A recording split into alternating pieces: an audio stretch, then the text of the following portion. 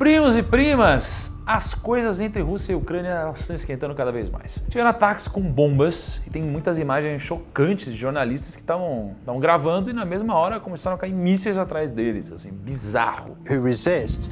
Oh, I tell you what, I just heard a big bang right here behind me. I told you we shouldn't have done the live shot here.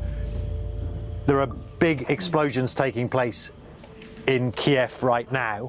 Eu vou explicar para vocês o que está acontecendo por lá, o que pode mudar na sua vida e como você pode se proteger também, né, financeiramente de tudo que está acontecendo. E quem sabe até aproveitar algumas oportunidades. Então, vamos pro vídeo.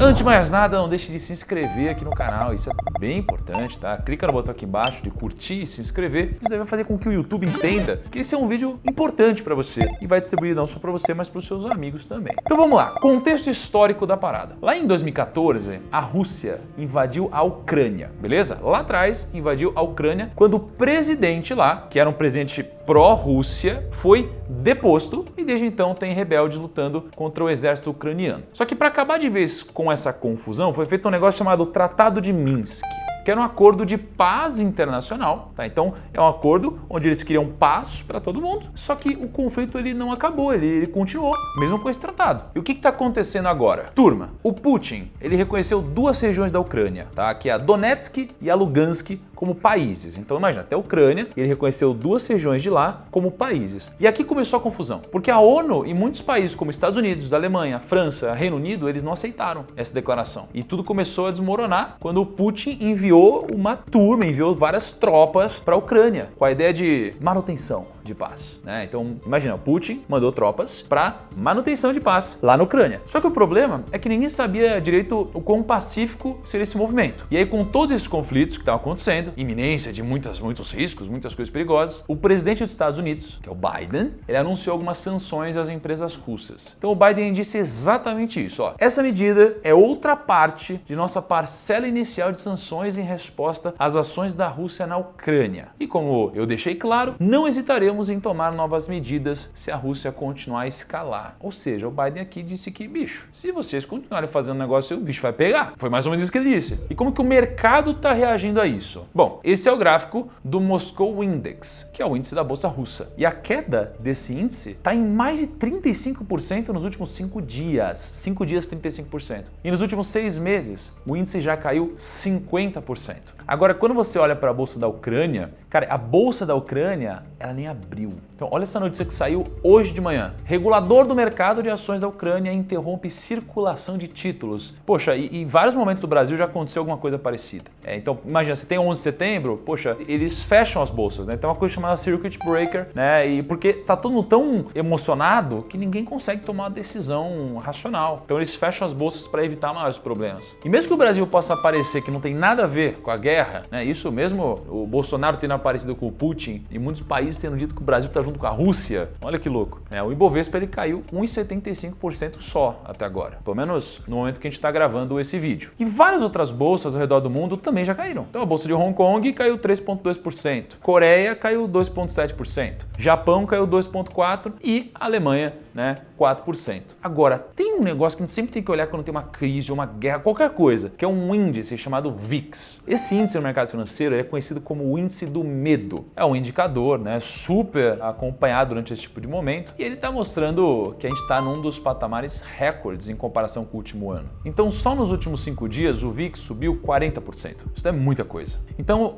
veja, não está próximo, né, da que a gente estava ali em praticamente 70, ou próximo da crise de 2008, onde a gente estava próximo de 80, mas, cara, subiu demais, a gente não sabe o que vai acontecer nos próximos dias, não aconteceu muitas vezes na história, né, um VIX desse patamar, então a gente tem que tomar cuidado. Mas, o que isso aqui mostra pra gente? Mostra que o mercado está com medo. É uma obviedade, mas aqui mostra o quanto o mercado está com medo. E isso daqui nos diz que o mercado está ficando cada vez mais com medo e está acelerando. Então isso é um indício muito importante quando a gente pensa em, olha, será que eu preciso fazer uma alteração na carteira? Provavelmente. provavelmente. Então, tem vários motivos do ataque da Rússia. Só que eu listei aqui, obviamente, os mais importantes, tá? Pelo menos os que eu julguei mais importantes. E lembrando, eu não sou um historiador, né? Eu não sou um especialista em Rússia, Ucrânia, geopolítica e etc. Mas eu listei aqui o que eu acho que faz mais sentido compartilhar com vocês, tá? Como um comunicador. Primeiro, pelo fato da Ucrânia ela ser uma antiga região da União Soviética, então logo é um país relativamente novo, a Rússia ela não quer reconhecer esses territórios próximos da divisa como ucranianos, né? Assim como eles fizeram com a Crimeia alguns anos atrás, por exemplo. Segundo motivo, o principal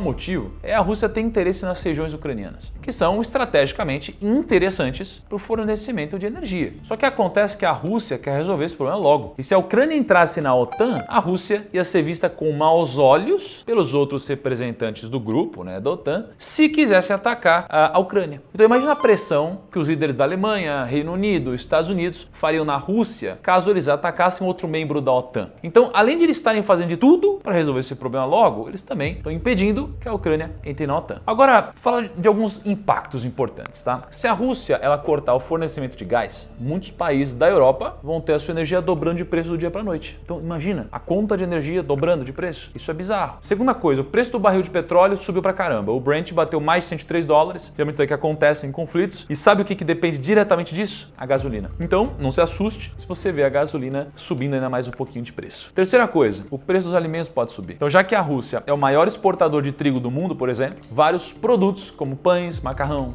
cerveja, bolacha, entre outras coisas, podem ficar mais caros. Então, pensa no exemplo desse na prática, né? Uma empresa como a M. Dias Branco, uma empresa negociada na bolsa, muito conhecida, ela compra trigo e faz os seus produtos. Se o preço dessas commodities, né, do trigo aumentar, e aumentar muito, o custo da empresa vai aumentar. E ela vai repassar isso nos produtos para manter sua margem. E aí a gente vai pagar mais caro. Quarta coisa, a bolsa pode cair, né? Na verdade, ela já caiu. E se não bastasse a inflação altíssima e a taxa de juros aumentando, né, no mundo inteiro, agora vários investidores também estão com medo de tomar mais risco com o seu dinheiro. Então, né, tem menos demanda e aí menos demanda, o preço não é pressionado para cima. E uma quinta coisa é que com o Bitcoin a lógica é a mesma, né? Tá caindo pra caramba. Mas por quê? Não é necessariamente porque eles acham que o Bitcoin não merece estar nesse preço. É que a Rússia é o terceiro maior minerador de Bitcoin do mundo. Então, quando acontece um conflito grande desses, o poder computacional das mineradoras cai e o custo das transações aumenta. Pode entrar. Chegou a Ranga, no meio de um videozinho massa de Rússia e Ucrânia.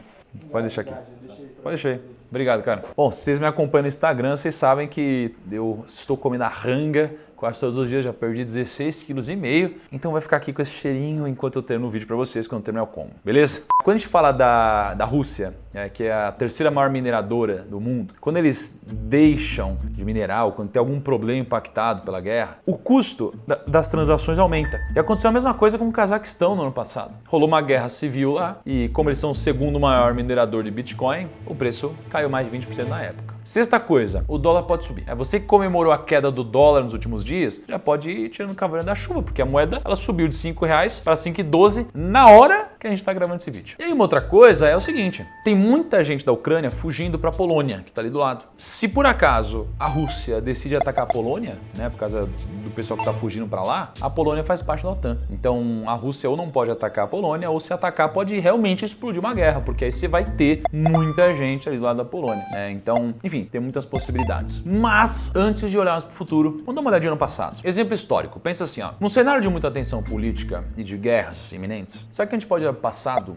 e aprender com ele? Talvez sim. Tá? Um exemplo que aconteceu entre janeiro de 2002 e março de 2003, que foi quando o S&P caiu quase 30%, de 1.120 pontos para 800 pontos. Nesse tempo, o presidente George Bush, na época, autorizou o uso da força dele, na força dos Estados Unidos, contra o Iraque e começaram várias tensões e o início de uma possível guerra na época. E em março de 2003, aconteceu a primeira invasão ao Iraque de fato. Então você vê a bolsa, o quanto que ela caiu, foi bizarro. E aí depois, quanto ela subiu também, tá? Então, dificilmente depois de um conflito desses, né, especialmente, cara, você pega qualquer grande crise na história, pum, porrada para baixo, mas depois de algum tempo, isso daí se recuperou. Então, para investidores de longo prazo, isso aqui geralmente representa uma oportunidade. Então, primeiro de tudo, gente, vamos lá. Lembre-se do conceito de panic first. Seja o primeiro a panicar. Isso daqui eu aprendi no Covid. Em momentos de pânico no mercado, se você for o primeiro a panicar, você vai ser O primeiro é escolher e tomar as melhores decisões. Então lembre-se que o que os sábios fazem no começo, os tolos fazem no final. Então também não investe tentando prever o que vai acontecer. Porque se você tentar usar uma bola de cristal, você vai estar fadado a comer cacos de vidro. Isso foi o que eu aprendi com o Ray Dalio. Mas na prática, o que fazer de fato então? Com conflitos no mundo, com certeza a arca ela vai se desbalancear. A arca que é o meu método, né? Ações, negócios, real estate, cash e ativos internacionais. Então provavelmente deve ter uma queda nas ações e proporcionalmente o caixa vai aumentar, né? O cash is king. E aí, poxa, geralmente é importante você usar a reserva de oportunidade para aproveitar essas quedas, mas sempre com cautela, porque a gente não sabe o quanto essa guerra pode se estender, se é que de fato vai explodir, né,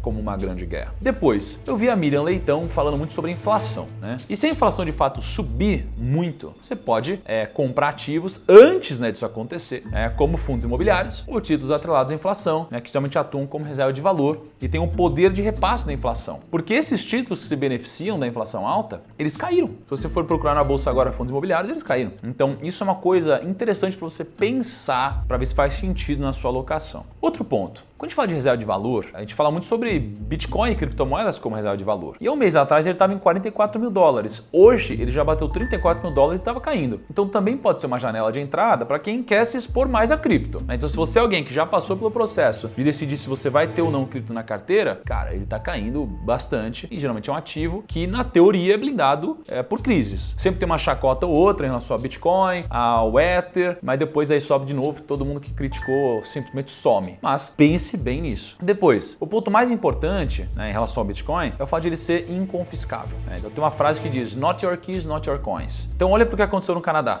No Canadá recentemente eles autorizaram os bancos a congelarem as contas da galera que protestasse. Então quanto tempo vai demorar até que o mesmo aconteça em outros países, por exemplo? Cara, sei lá, deu um problema na sua moeda, o governo quer tirar tudo de você, pô, ninguém pode confiscar o que você tem em Bitcoin ou numa criptomoeda, né? A gente acha que isso nunca vai acontecer com a gente até de fato acontecer. Então o melhor momento de comprar um guarda-chuva é quando está sol e não no meio da tempestade. Os países, eles tendem a sofrer, tá? A guerra, ela geralmente não é boa para ninguém como ser humano. Todo mundo se ferra. Todo mundo se ferra, vai ter gente morrendo de todos os lados. Sob uma ótica humana, isso aqui é muito delicado. Quando a gente olha para o mercado, se tem algumas poucas empresas que se beneficiam, mas de uma forma geral, né? Você tem as empresas sendo desvalorizadas, as pessoas com medo de trabalhar, né? Tem muita gente que não queria estar envolvido na guerra. Você pega terras e dinheiro, tudo indo embora, sendo escondido. Então, geralmente, tudo que tem a ver com risco desvaloriza. Agora, quando você olha para a capital, geralmente tem uma fuga para lugares mais seguros. Então, a tendência natural de crises, guerras, etc., é o dólar explodir, euro explodir, a moeda forte fica mais cara. Então, a tendência é que o dólar suba. Geralmente, não que vai subir, porque às vezes, sei lá, já subiu tanto nos últimos tempos que não tem mais espaço, mas geralmente o pessoal fica com medo e vai para moeda forte. Eles fogem para moeda forte. Então, o pessoal vai para dólar, eles vão para ouro, vão para criptomoedas e fogem de renda variável. Porque as empresas, imagina, né, você vende para a Rússia. Às vezes a Rússia vai ter algum acordo, alguma coisa com o seu país que não vai mais comprar ou vender, vai se ferrar. Então, renda variável cai e renda fixa fica estável ou geralmente cai um pouquinho. Então, esse é o momento de apertar o cinto, rebalancear seu portfólio e aproveitar as oportunidades que vão surgir. Um grande abraço, até o nosso próximo vídeo e tchau.